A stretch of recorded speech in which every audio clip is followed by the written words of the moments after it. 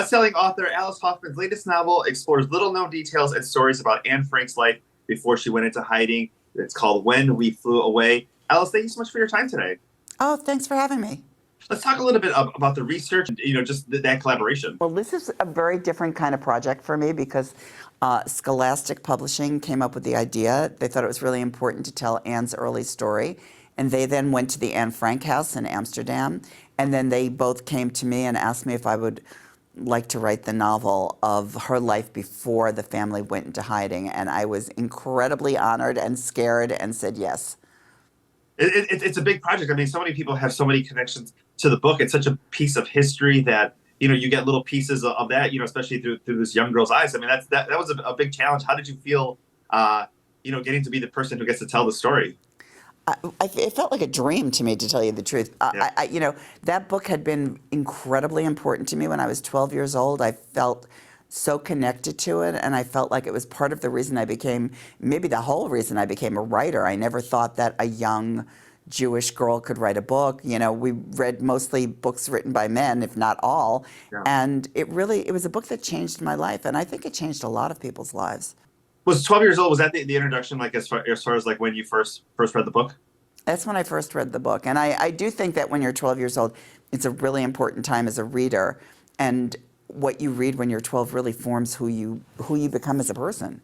I mean, also too, like you had mentioned, I mean, now there's a whole YA genre of books, and kids can see themselves in authors that are, roughly around their age. But for a long period of time, I mean, this was really the one young person's, viewpoint that we got.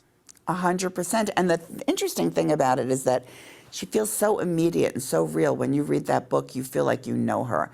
And that is really, I think, the real mark of a piece of literature, is that you feel like you know the characters, and also you feel like they know you. There's this real communication.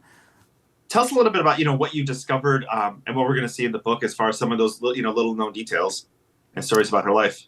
Yeah, well, I mean, one of the things that I didn't know about her until I started doing research is that, she was considered to be difficult, somewhat bossy, very creative.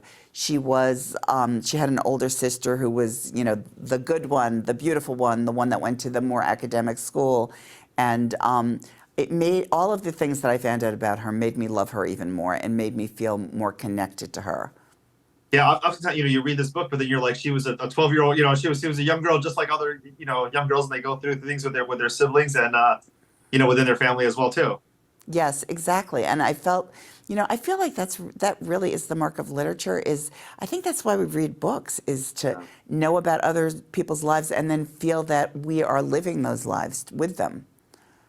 Let's talk a little bit about, what it means, especially, this time in history about this book coming out. Well, I think, my English editor, one of the reasons that she really came up with this idea was because she felt there was so much anti-Semitism in England, and that Anne's story was being lost. And so I think it is a really important time for this book.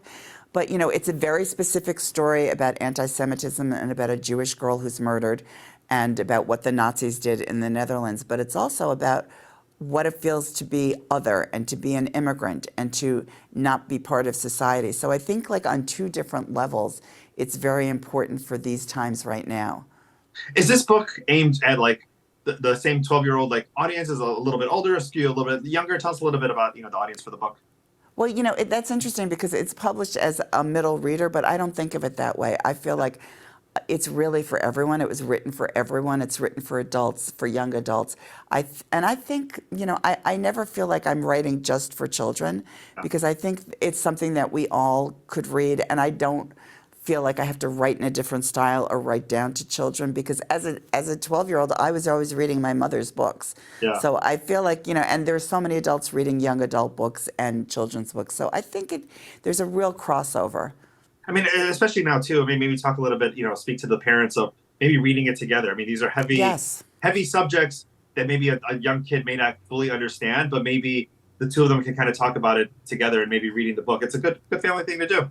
Yeah. I think that's really important what you just said. I think it's really major to read the book with your child or to read it before your child's read it, because it does bring up a lot of very disturbing things, and it's kind of the state of the world. So it's a way to discuss the way the world is now, the way the world was then, and to have that kind of experience with your child.